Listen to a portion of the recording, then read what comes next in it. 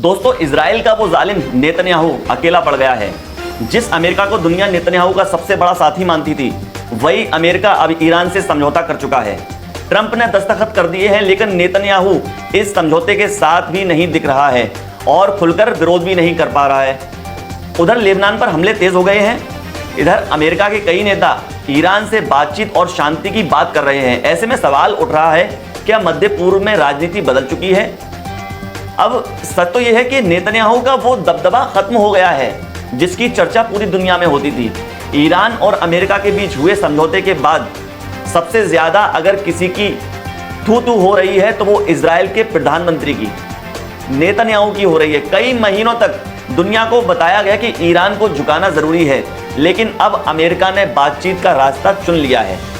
Media report के मुताबिक Israel इस समझौते से खुश नहीं है, क्योंकि उसकी लंबी समय से मांग रही है ईरान पर ज्यादा सख्ती हो।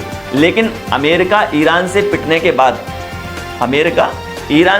के बाद अब अलग रास्ते पर चलता दिखाई दे रहा है। ये तो सारी दुनिया ही जानती है कि वो अमेरिका सुपर पावर, ईरान ने उसको धो दिया, इसलिए अब वो दूसरे रास्ते पर चल रहा है, बातचीत वाले रास्ते पर। इसी बीच लेबनान पर इजराइल के हमले बढ़ गए हैं। कई विशेषज्ञों का मानना है कि नेतन्याहू अपनी राजनीतिक ताकत दिखाने की कोशिश कर रहा है। वो ये संदेश देना चाहता है कि क्षेत्र की सुरक्षा के मुद्दे पर उसकी भूमिका अभी भी अहम है, लेकिन हालात बदल चुके हैं। अमेरिका के बयान बदल रहे हैं, राजनीति बदल रही है और मध्य पूर्व की तस्वीर भी बदलती दिखाई दे रही है। नेतन्याहू खुलकर इस समझौते का समर्थन भी नहीं कर पा रहा है और खुलकर विरोध भी नहीं कर पा रहा है। जाहिर है कि बाप ने जो फैसला किया है, यानी कि बाप अमेरिका, बेटा नेतन्याहू, बाप ने जो फैसला किया है, बेटा उसमें दखलंदाजी तो नहीं कर सकता, ना ही वो उसके खिलाफ कर सकता, ना ही वो उसके खिलाफ हो सकता है।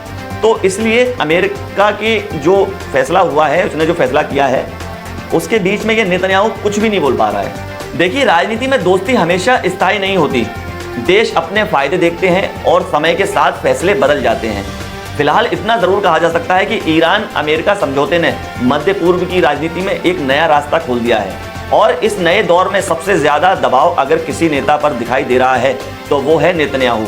आने वाले दिनों में ये साफ हो जाएगा कि ये समझौता शांति लाता है या फिर नए तनाव की शुरुआत करता है। जय हिंद, जय भारत।